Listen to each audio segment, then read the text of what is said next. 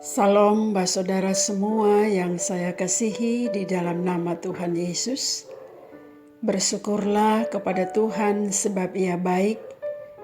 Biarlah orang yang takut akan Tuhan berkata, bahwasanya untuk selama-lamanya kasih setianya. Allah di dalam kuasa-Nya menganugerahkan kepada kita suatu hari yang baru. Tapi Allah juga mau berbicara kepada kita di hari yang telah Ia anugerahkan ini. Karena itu siapkanlah hidupmu untuk mendengar apa yang Allah firmankan melalui kitab Bilangan 21 ayat 8 dan ayat 9. Sekali lagi, Bapak Ibu Saudara-saudara, firman Tuhan pada saat ini terambil dari kitab Bilangan 21 ayat 8 dan ayat 9. Saudaraku, firman Allah adalah kudus. Karena itu sebelum kita mendengar, mari kita berdoa. Ya Allah, kami bersyukur buat hari ini, hari pemberian-Mu. Sebelum kami menjalaninya, kami mau mendengar firman-Mu. Hati kami telah siap, ya Tuhan. Amin. Bilangan 21 ayat 8 dan ayat 9 berbunyi demikian. Maka berfirmanlah Tuhan kepada Musa, buatlah ular tedung dan taruhlah itu pada sebuah tiang. Maka setiap orang yang terpagut, jika ia melihatnya, akan tetap hidup. Lalu Musa membuat ular tembaga dan menaruhnya pada sebuah tiang. Maka jika seseorang dipagut ular dan ia memandang kepada ular tembaga itu, tetaplah ia hidup. Jika seseorang dipagut ular dan ia memandang kepada ular tembaga itu, tetaplah ia hidup. Saudara-saudaraku yang kekasih, kalau direnungkan, perjalanan hidup kita ini bagaikan naik turun bukit dan lembah. Ada masa-masa di mana kita berada di lembah. Kita mengalami berbagai kesulitan, penderitaan, bahkan kematian. Dan tidak jarang terkadang itu terjadi juga karena ulah kita, karena perbuatan kita.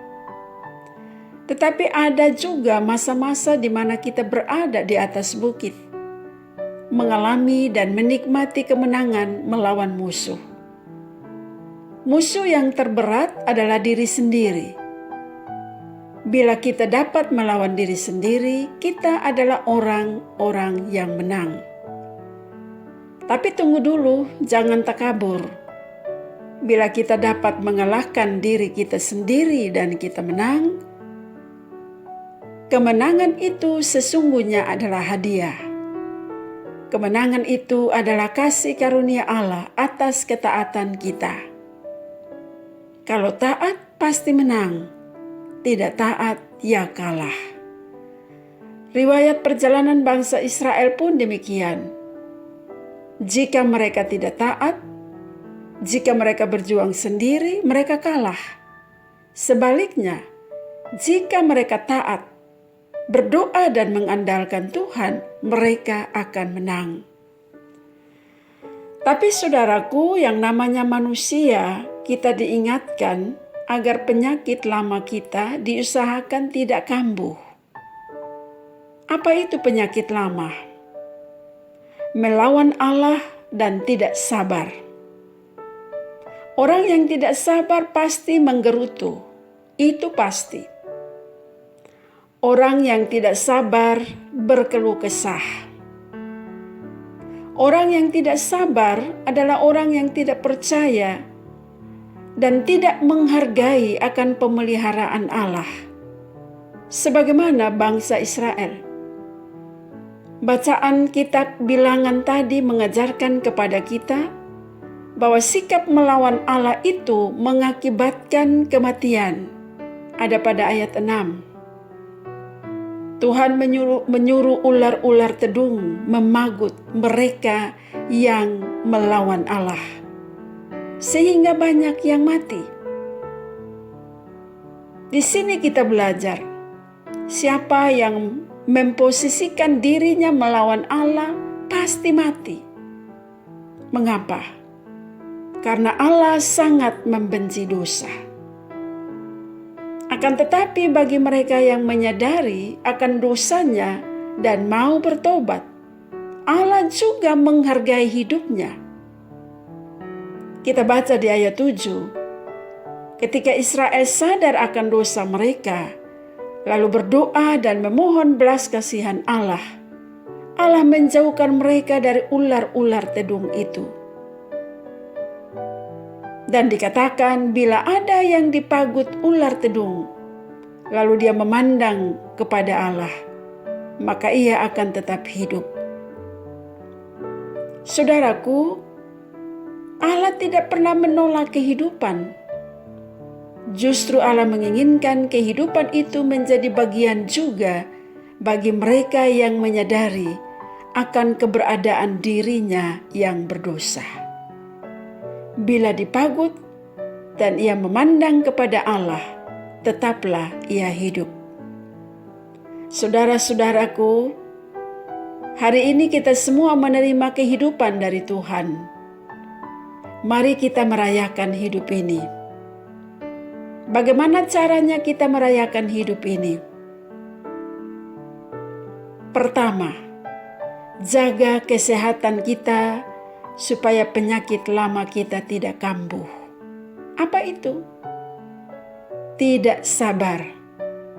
Tidak sabar itu penyakit. Orang yang tidak sabar dapat berkata-kata melawan Allah, menggerutu, berkeluh kesah, tidak menghargai pemeliharaan Allah. Yang kedua,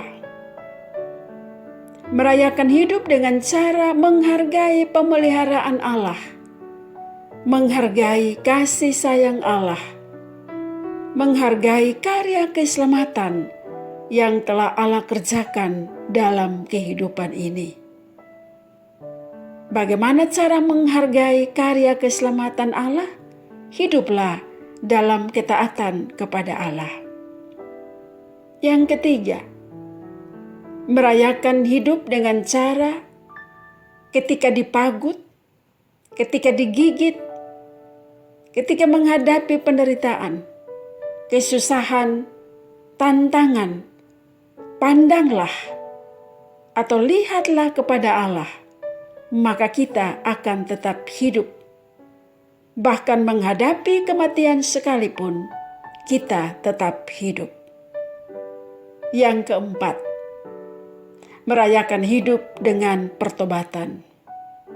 Rayakan hidupmu bersama Tuhan, maka engkau akan memperoleh hidup.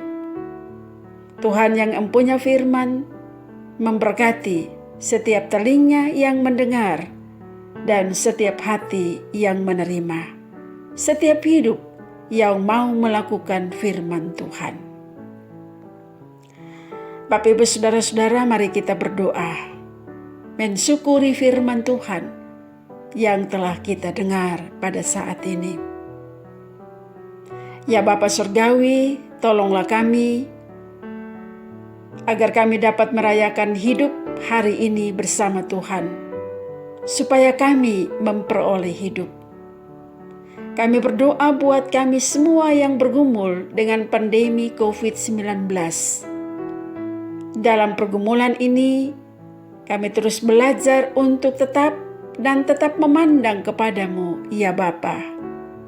Seluruh aktivitas kami kiranya diberkati oleh Bapa sendiri.